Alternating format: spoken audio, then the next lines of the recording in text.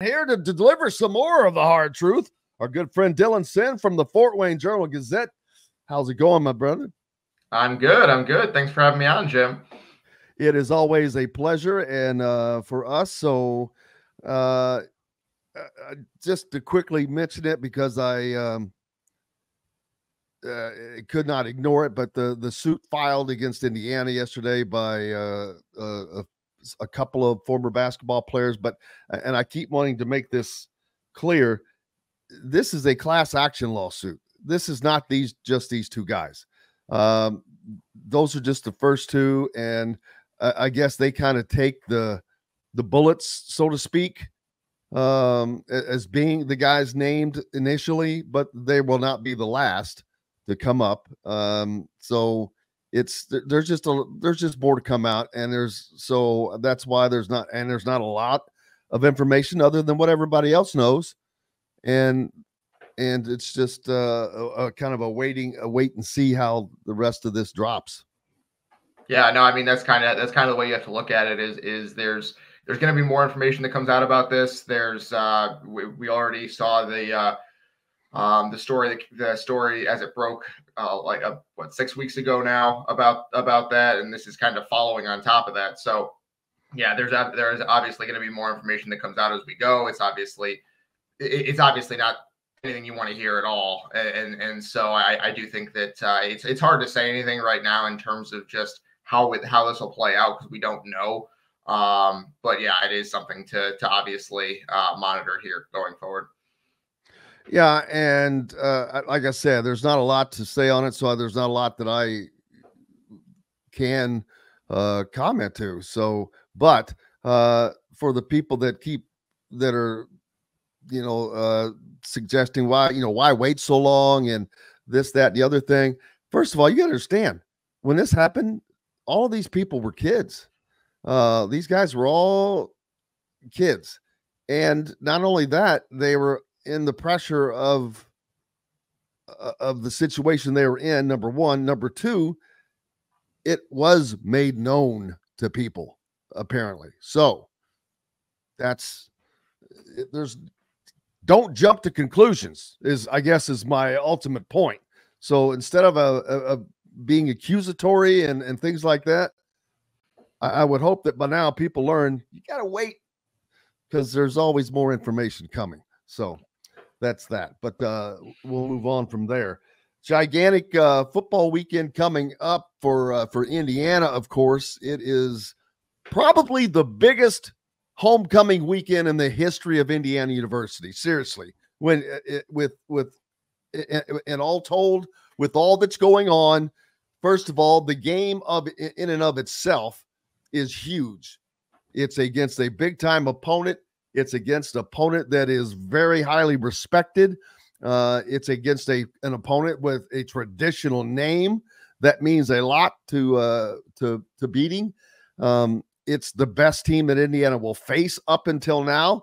And then you've got Hoosier hysteria going on over the weekend. So it is just a gigantic weekend for Indiana athletics.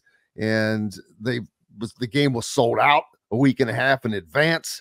They've already sold out the Michigan game. I'm pretty certain the Washington-Purdue will sell out, as I assume that all four of those games will sell out.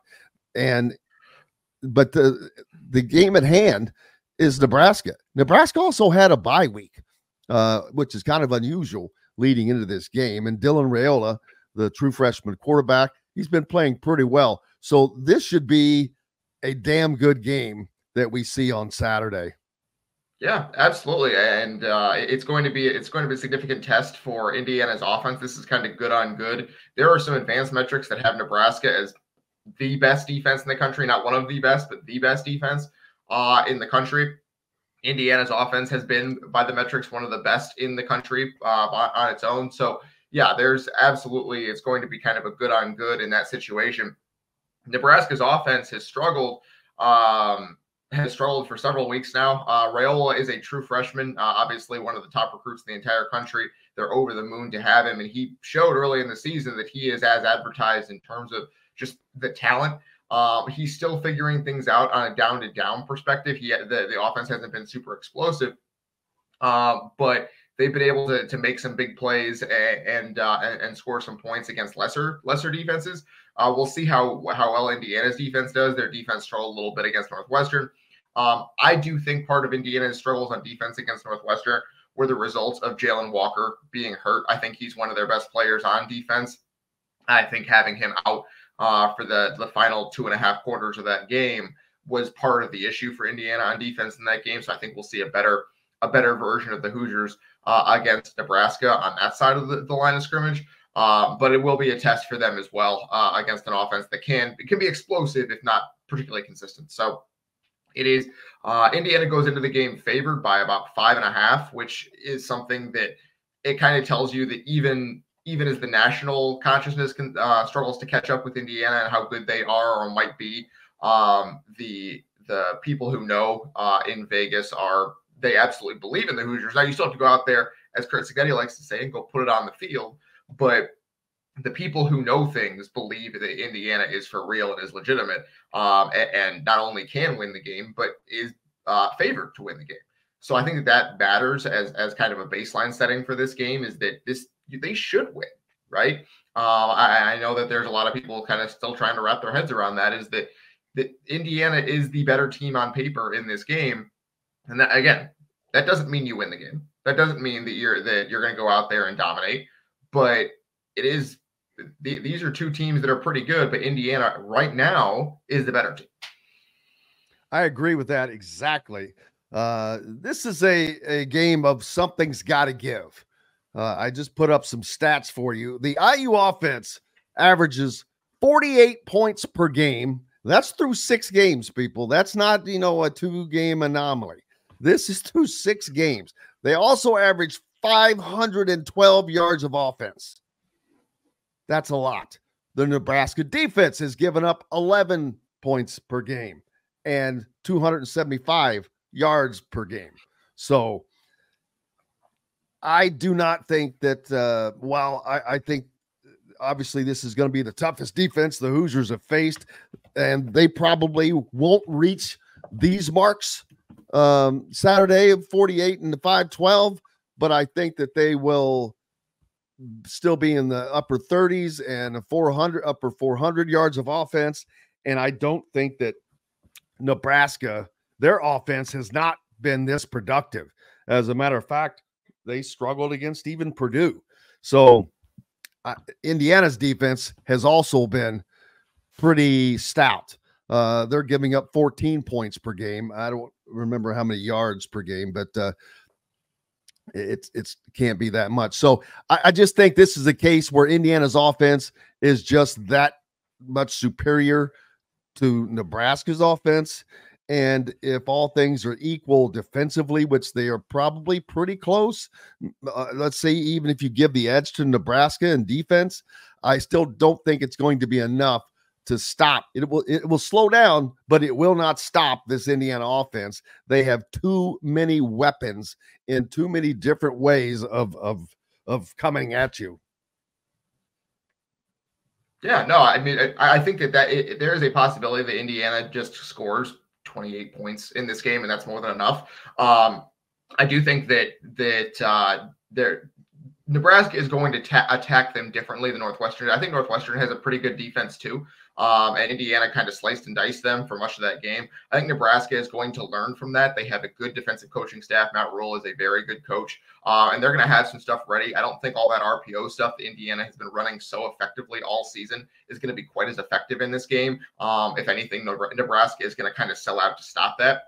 So we're going to have to see Indiana do some things different. They might have to stretch the field sideways and go sideline to sideline and hit some stuff maybe down the field. They haven't hit a ton of deep passes this year. There have been some, obviously. Elijah Surratt obviously has been a great deep target for Indiana, but they might have to go a little bit over the top in this game as compared to some of those 20-yard chunk plays over the top, or 20-yard chunk plays over the middle that are just kind of open like they were against Northwestern.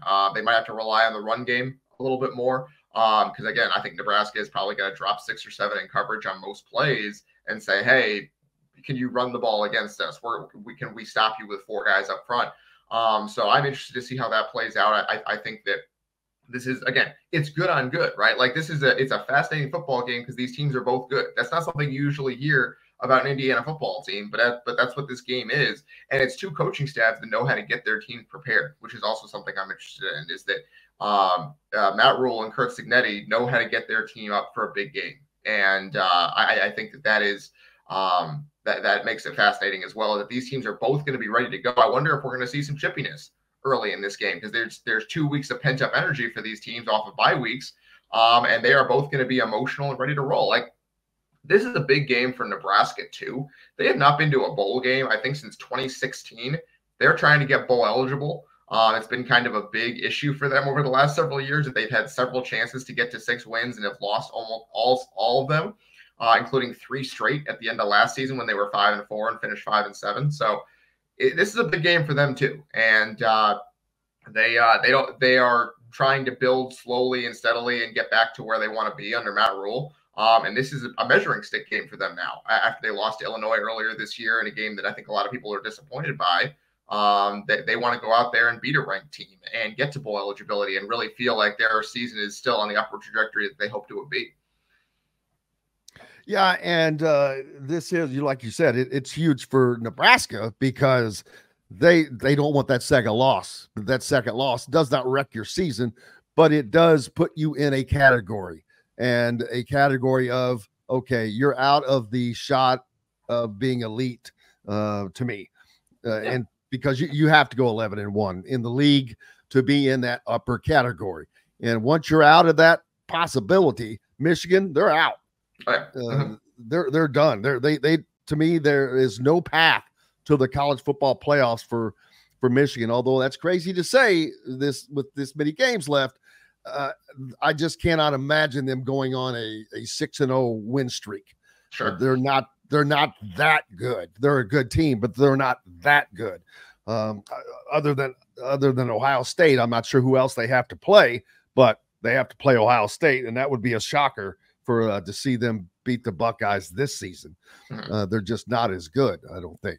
But it's going to be wild. I talked to Mike DeCourcy yesterday about the fact that the Big Ten getting 4 teams into the Big Ten, and that's another thing for Indiana.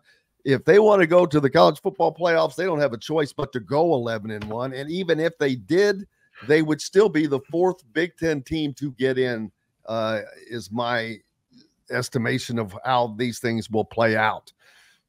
And beating Ohio State and Columbus, I don't have that on my bingo card. Even as positive as I've been for IU football, I that's not one that I have. So it's got to go 11-1. And we'll see.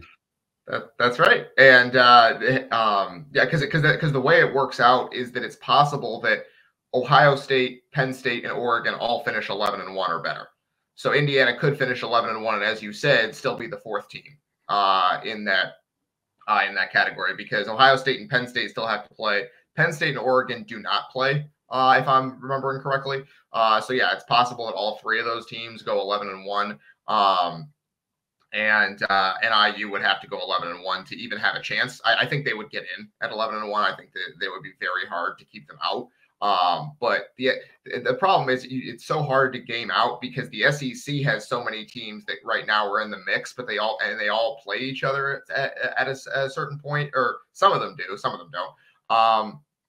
But it's just a question of how many teams are you actually going to get in from the bigger conferences. I do think it's probably going to be 1 bid for the Big 12 and 1 and maybe 2 for the ACC. We'll see, but that still only leaves you 9 total. If you take 2 from the ACC and 1 from the G5, that's 9 total. And so we'll have to see how that would game out. Well, Notre Dame's going to make it in.